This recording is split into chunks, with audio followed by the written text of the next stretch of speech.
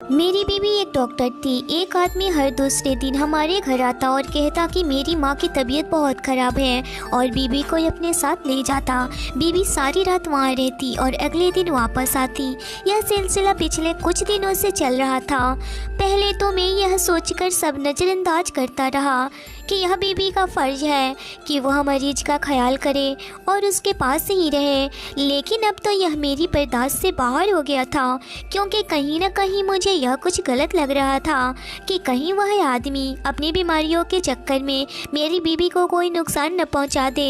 एक दिन मैं बीवी को कहा कि तुम रात को वहां न रुका करो, मुझे अच्छा नहीं लगता, तो वह यह कहकर मुझे खामोश करवा गई थी। यह मेरा फ़र्ज़ है। और रही बात उस आदमी की, तो तुम फिक्र नहीं करो। मेरी बीवी लहजा इतना सख्त था कि मुझे न चाहते हुए भी खामोश रहना पड़ा। यूं ही इस सिलसिले में आज का दिन भी आ गया था। सुबह सुबह जब मैं नाश्ते के साथ ऑफिस जाने के लिए घर से निकल गया तो वह आदमी अपने मोटरसाइकिल से उतरकर हमारे ही दरवाजे की तरफ आ रहा था।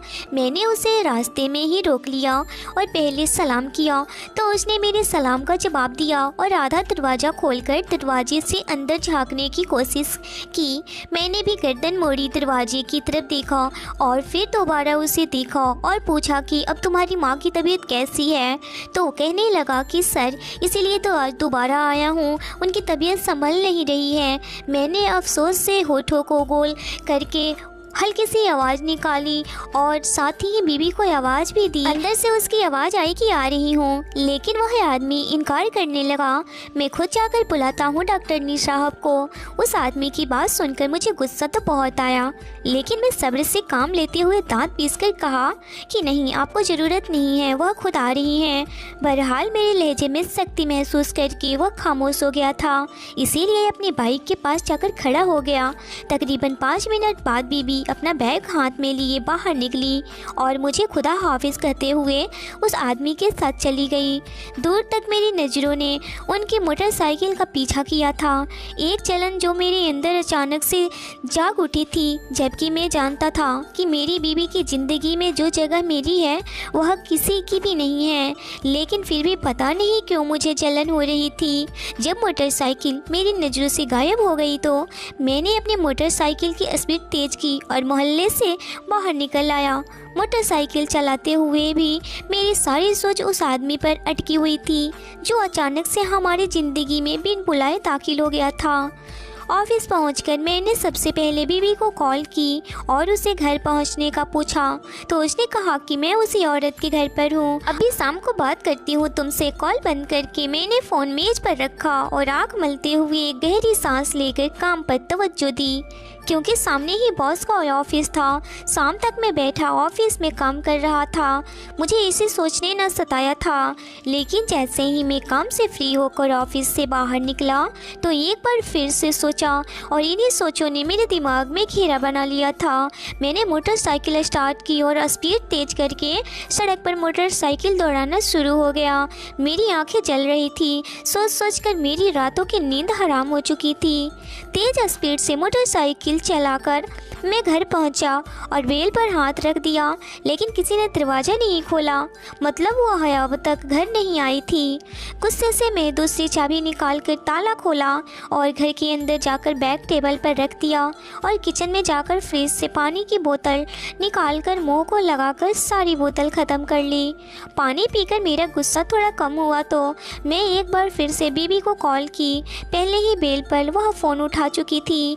मैं उठते ही सवाल किया कि कब तक घर आओगी, तो वह बोली कि सुबह आऊँगी, हालत ख़राब है। इससे पहले मैं उससे कुछ कहता वह फ़ोन रख चुकी थी। मैंने फ़ोन वहीं मेज़ पर रखा और ख़ुद वहीं पास पड़ी कुर्सी पर बैठ गया। अगर मुझे उस लड़के के घर का पता होता मैं अब तक उसे वहाँ से ले आ चुका होता, लेकिन ऐसा करना भी मुझे सही नहीं लग रहा था, क्योंकि मेरी बीवी डॉक्टर थी। ऐसे उसे किसी भी मरीज़ के घर से लेकर आना तो यकीनन उसे बहुत बुरा लगता। वैसे से भी वह बाकी लड़कियों की तरह नहीं थी। मैं बहुत देर तक वहीं बैठा बेमकसद मेज को घूरता रहा। फिर जब भूख का एहसास हुआ तो मैं उठा और खाना गर्म करके प्लेट में डालकर ले आया। खाने के बाद मैंने सोचा कि अब बीबी तो घर पर नहीं है तो टीवी देख लूं, लेकिन पहली न्यूज़ सुनकर मेरा दिमाग खराब हो गया था। शहर में रोज रोज होते अजीब वाक़ये से मुझे शहर को अजीब से खौफ की लपेट में ले लिया था। परेशानी से मैंने एक बार फिर अपनी बीबी को कॉल की तो अब की बार उसका नंबर बंद जा रहा था। उसी तरह मैंने कई बार उसे कॉल की लेकिन जवाब नहीं आया। मैंने फ़ोन को मेज पर रखा और कुर्सी पर टेक लगाकर बैठ गया। पता नहीं वह आदमी अचानक से कहाँ से आया, ना ही उसका कोई अता पता है और ना ही इससे पहले कभी देखा था। कहीं मेरी बीबी को कोई नुकसान न पहुँचा दे या फिर कहीं वह उससे मुझसे छीन न ले। अगर ऐसा हुआ तो मोहल्ले में मेरी क्या इज्जत रह जाएगी। सब सोचेंगे कि मुझसे एक औरत भी नहीं संभाली जाती। नहीं, मैं उसे कल ही मना करूँगा उस आदमी के साथ जाने के लिए। मैं पूरी रात उसी कुर्सी पर बैठा रहा और वहीं सो गया। पूरी रात गुजरने के बाद सुबह जब दरवाजे पर दस्तक हुई तो मैं दुखती टांगों के साथ उठा और दरवाज़ा खोला। सामने ही बीबी खड़ी थी लेकिन उसकी तवज्जो गली में जाते सख्त पर थी। मैंने खामोश निगाह उस पर डाली और अंदर आ गया। अंदर आकर वह भी दरवाज़ा बंद करके अंदर आई। आप बैग मेज पर रखकर कुर्सी पर ही बैठ गए। तुम अब उस आदमी के साथ उसके घर नहीं जाओगी। मैं खड़े खड़े उसकी बंद आंखों को देखकर कहा तो उसने बंद आंखों से ही जवाब दिया कि हमारी उसे ज़रूरत है, पहले ही बात हो चुकी है, उसकी माँ बीमार है। मैं कह रहा हूँ ना कि तुम वो नहीं जाओगी वहाँ। अब वह अपनी माँ को अस्पताल लेकर जाया करेगा। उसके सामने बैठते हुए मैं बोला तो वह अब भी बाहर आंखें खोलकर सीधी होकर बैठ चुकी थी। जूड़े से निकालते बाल उस वक्त मुझे जहर लग रहे थे। तुम चाहते क्या हो? हाँ, मैं यह काम करना छोड़ दूँ और घर में नकारा होकर बैठ जाऊँ? मेरी डिग्री किसी काम की नहीं रहेगी, यही चाहती हो आप? मैंने कब कहा कि तुम यह नौकरी छोड़ दो? तुम करो यह काम लेकिन उस आदमी के घर मत जाया करो। मुझे तुम्हारा उसके घर जाना या रुकना बिल्कुल भी पसंद नहीं। मेरी बीवी कहने लगी कि तुम मुझ पर शक कर रहे हो। तुम पर वह सख्ती से बोली तो मैं चौंक कर उसे देखा। नहीं, मैं तुम पर शक नहीं कर रहा हूँ, मैं उस आदमी पर शक कर रहा हूँ और यह मेरा हुक्म है कि तुम अब उस आदमी के साथ नहीं जाओगी। अपनी बात कहता मैं उठा और कमरे की तरफ कदम बढ़ा दिया। अब मेरी बात पर जोर से चीखी थी कि तुम मुझ पर हुक्म नहीं चला सकते, समझे, और ना ही कहीं जाने आने से रोक सकते हो। मैं आज़ाद हूँ, समझे तुम? वह इतना चीख कर बोली कि मुझे उसके लहजे से बगावत की बू आ रही थी। मैंने हैरत से गर्दन मोड़ी और उसे देखा और सर हिलाकर ऑफिस के लिए तैयार होने के लिए कमरे में आ गया।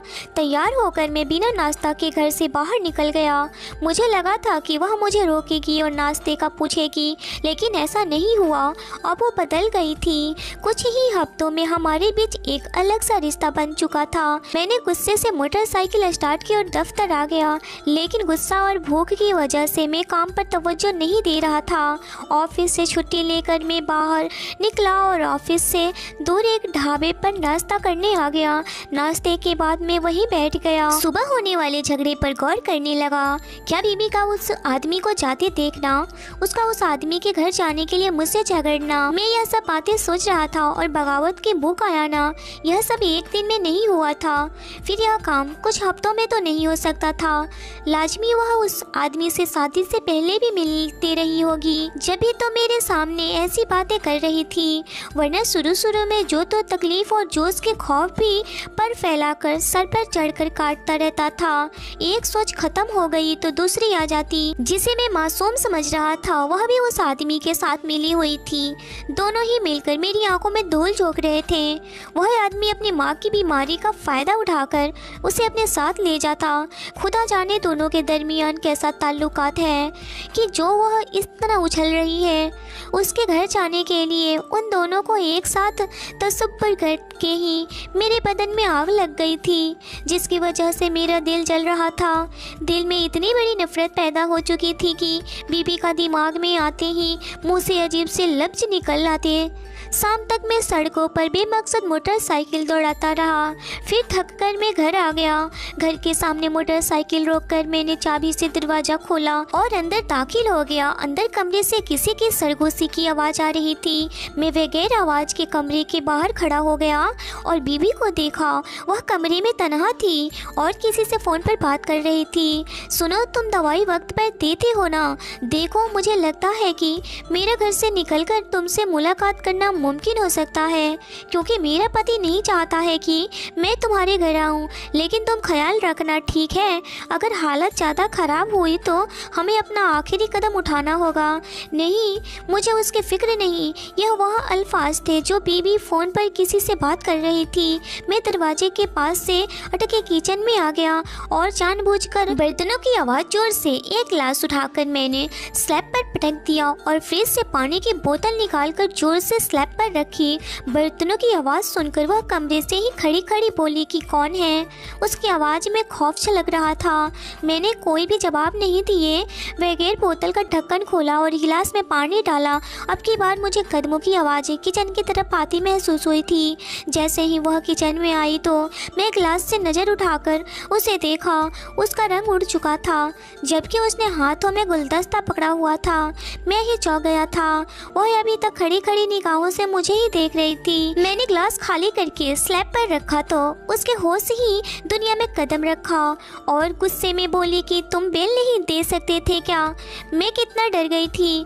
मैंने उसे खामोश नजरों से देखा और चलता चलता बाहर आ गया और गुलदस्ता उसके हाथ से लेकर बोला कि तुम ऐसा क्या कर रही थी कि तुम इतना डर गई थी? और इस गुलदस्ते से कत्ल करने का भी इरादा था क्या?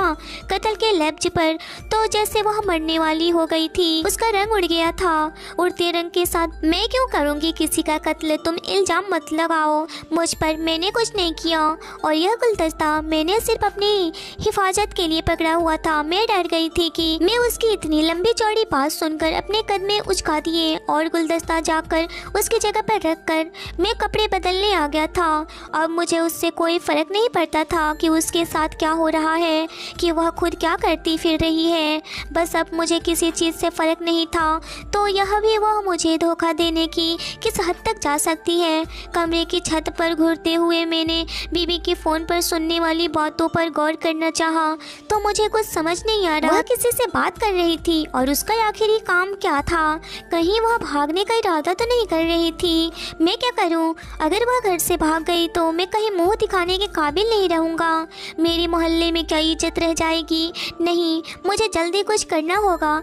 लेकिन एक मिनट ऐसा भी तो नहीं हो सकता ना कि वह उस आदमी के साथ भागने के बजाय किसी और के साथ भागने का सोच रही हो और जाहिर यूँ कर रही हो कि मैं उस आदमी के साथ भागी हूँ ताकि मैं उसे ढूंढ ही न सकूँ। कहीं यह नज़रों में धूल तो नहीं झोंक रही है?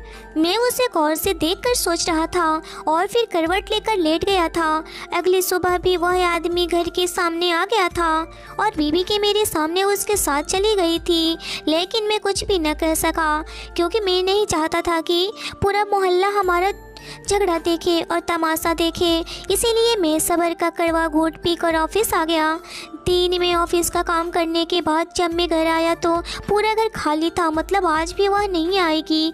मैं टॉवल से मुंह साफ करके बैग मेज पर रखा और कुर्सी पर बैठ गया। जिंदगी में सुकून के दिन भी आए थे। कितना सुकून था शादी के शुरू के दिनों में, लेकिन अब तो जैसे हर चीज़ ही पलट गई थी। कभी कभार तो मुझे लगता था कि वह बस शादी के शुरू के दिनों में अच्छा बनने का ड्रामा ही करती थी और अब ड्रामा करके थक चुकी थी तो अपना असल चेहरा मुझ पर दिखा रही थी। काश कि मैंने ऐसी औरत से शादी की नहीं होती। मैंने नहीं, सिर हिलाते हुए मेज पर सर रख दिया क्योंकि सर दर्द से फटा जा रहा था। आज की रात भी कुर्सी पर बैठकर ही गुजर गई थी। सुबह जब मैंने दरवाज़ा खोला तो सामने ही खड़ी उस आदमी को हाथ हिलाकर मुस्कुराते हुए देख रही थी। फिर चेहरा सीधा किया, मुझे देखा और अंदर आ गई। दरवाज़ा बंद करने से पहले मैंने मोहल्ले से गुजरते आदमी पर एक नज़र डाली तो सब अजीब नज़रों से मुझे ही देख रहे थे। मैंने गुस्से से दरवाज़ा बंद किया और कमरे में आकर जोर से उसकी बाजू पकड़कर बोला कि तुम अभी मेरी बीबी की हैसियत से यहाँ रहती हो इस घर में, समझी? अपनी घटिया हरकतें मोहल्ले से बाहर करो, यहाँ मेरी इज्जत है। मेरी बात तो उसने अनसुनी कर दिया और अपनी बाजू छुड़वाने की कोशिश कर रही थी। मैं खून की आंखों से उसे देखा और जोर से बिस्तर पर धक्का देकर कमरे से बाहर निकाल कर आ गया। सिगरेट पीकर सिगरेट फूंकना शुरू कर दिया। इतनी गर्मी में मैं छत पर बैठा था। एकदम से बीबी का रवैया मेरे दिमाग में आ चुका था, तो उसका बिखरा हुआ हुलिया मेरे सामने आया तो मेरा दिल किया कि मैं हर चीज़ तहस नहस कर दूं और खुद कहीं चला जाऊं जहां कोई मुझे जानता भी ना हो।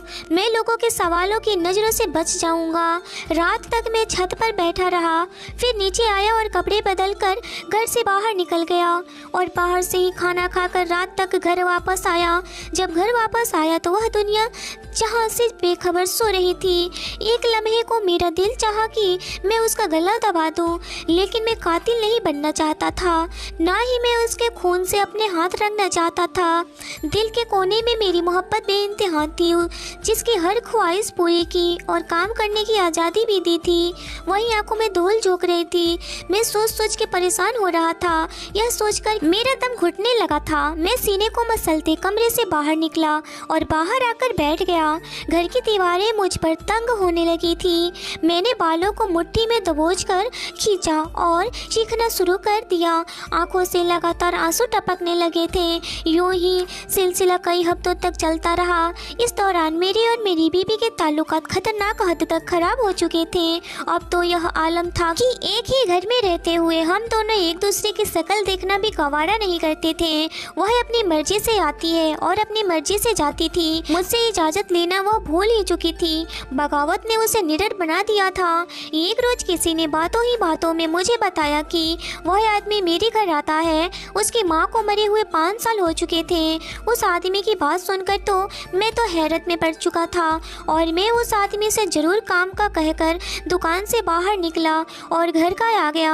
आज भी बीबी उस आदमी के घर पर थी। सब जान के मेरा दिमाग खराब हो गया था। आखिर उस आदमी ने झूठ क्यों बोला कि उसकी माँ की तबीयत खराब है?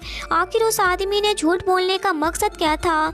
कहीं यह दोनों किसी गलत काम में तो नहीं, या फिर वह वाकई में कहीं भागने तो नहीं वाले हैं? बीबी के भागने का सोचकर ही मेरे चेहरे पर पसीने छूटने लगे थे। मैंने मुंह पर आया पसीना साफ किया। मोबाइल जेब से निकालकर मैं बीबी को कॉल की। उसका नंबर बंद था। गुस्से से मैंने फ़ोन कर दिया और घर से बाहर निकलकर गली में आकर बैठ गया। रात भर मैं गली में बैठा रहा। फिर सुबह उठकर मैं घर के अंदर आकर बैठ गया।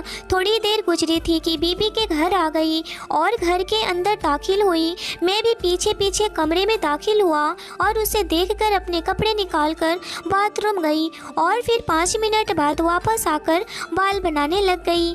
मैंने उसे देखा और पूछा कि तुम अब कहाँ जा रही हो? वह बोली कि उस आदमी की माँ की तबीयत खराब है, अब उसी सिलसिले में वापस जा रही हूँ। ठीक है। बीबी की बातों ने मुझे शक में डाल दिया था। उसकी हालत देखकर मुझे यही लगा था कि शायद वह भागने की तैयारी कर रही है। एकदम से मुझे मेरे इधर उधर खतरे की घंटी बजती सुनाई दे रही थी। जब वह घर से बाहर निकलकर थोड़ा दूर चली गई तो मैं भी उसके पीछे ही अपनी मोटरसाइकिल लेकर निकल गया। दोनों मोटरसाइकिल आगे पीछे एक ही साइड से चल रही थी। थोड़े सफ़र के बाद जब आगे वाली मोटरसाइकिल रुकी तो मैंने भी अपनी मोटरसाइकिल थोड़ी दूर खड़ी की और उस ऊंचे से मकान को जाकर देखा और फिर बीबी को देखा। वह दोनों अंदर दाखिल हो रहे थे। मैं भी उनके पीछे पीछे मकान में दाखिल हुआ और उसी कमरे में आ गया जहां वे दोनों गए थे। सामने ही बिस्तर पर एक वजूद बेसुध पड़ा हुआ था और मेरी बीबी उसे इंजेक्शन लगा रही थी। फिर वह दोनों खड़े हुए और कमरे के दूसरे कोने में खड़े होकर बातें करने लगे। बाजी, तुमने उसे इंजेक्शन लगा दिया है ना? तुम्हें क्या लगता है कि अब वो यहाँ मर जाएगी? इसे मैं कब से झेल रहा हूँ। उस आदमी के अल्फाज सुनकर मेरे होश उड़ गए थे। वह मेरी बीबी को बाजी क्यों कह रहा था? हाँ हाँ, मर जाएगी। वैसे भी जो उसे दिया है उसने अपना असर शुरू कर दिया है। अब यह 3 दिन में मर जाएगी और फिर उसकी सारी जायदाद तुम्हारे और मेरे हिस्से में आ जाएगी। हाँ हाँ बाजी, तुम फिक्र ही नहीं करो, मैं तुम्हें भी बराबर का हिस्सा दूंगा। इससे पहले कि यह बात मेरे हाथ से निकल जाती मैंने फौरन पुलिस को कॉल की। थोड़ी देर में पुलिस भी आ चुकी थी। पुलिस कमरे में दाखिल हुई थी। मेरी बीवी और आदमी का रंग उड़ गया था। मैं आगे बढ़ा और उस आदमी को जोर से थप्पड़ मारा और उसका गिरेबान पकड़ लिया। जल्दी से बताओ कि तुम दोनों क्या कर रहे हो, वरना मैं तुम्हारा हसर बहुत बुरा कर दूंगा। एक थप्पड़ से ही वह आदमी तोते की तरह सच सच बोलना शुरू हो गया था। यह मेरी बहन है। मुझे कुछ साल पहले घर वालों ने मेरी लालची तबीयत की वजह से घर से निकाल दिया था और आपके शादी पर किसी ने मेरा जिक्र तक नहीं किया क्योंकि मैं उस उसके लिए इतना अहम नहीं था। घर से निकलने के बाद मैंने उस लड़की को अपनी मोहब्बत के झूठे जाल में फंसाया। क्योंकि मैं नौकरी नहीं करता था इसीलिए खाने के लाले पड़ गए। तब मैंने उससे शादी की। एक रोज मैं आपको और बाजी को बाजार में देखा था। फिर मैं एक दिन बाजी के अस्पताल गया और बाजी से मदद का कहा।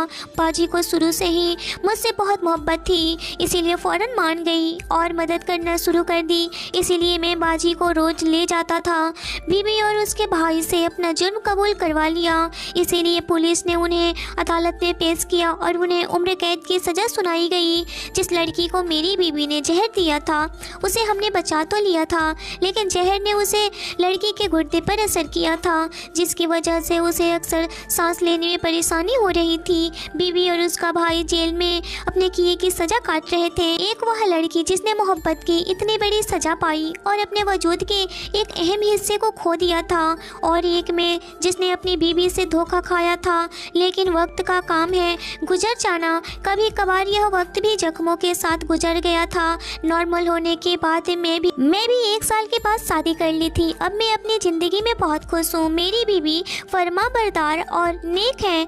खास तौर पर बच्चों की तबीयत पर बहुत तवज्जो देती है इसीलिए बच्चों को लेकर मैं भी बहुत बेफिक्र रहता हूँ। लेकिन कहीं ना कहीं मैं इस वाक़े से यह ज़रूर सीखा है कि लालच का अंजाम बहुत बुरा होता है। क्या मैंने पुलिस को बुलाकर ठीक किया है या मुझे बीबी और उसके भाई को उसकी गलती सुधरने का एक मौका देना चाहिए था? बीबी के घर वालों ने जिस तरह से अपने बेटे को घर से निकाल दिया था क्या वह ठीक था? उनको प्यार से उसे समझाना चाहिए था। क्या लालच इंसान को इतना अंधा कर देता है कि इंसान अच्छे और बुरे की तमीज़ भूल जाता है? तो दोस्तों ये कहानी आपको कैसे लगी हमें कमेंट बॉक्स में ज़रूर बताएं। वीडियो अच्छी लगी हो तो वीडियो को लाइक करिए। चैनल पर नए हो तो चैनल को ज़रूर सब्सक्राइब करिए। मिलते हैं नई कहानी में। धन्यवाद दोस्तों।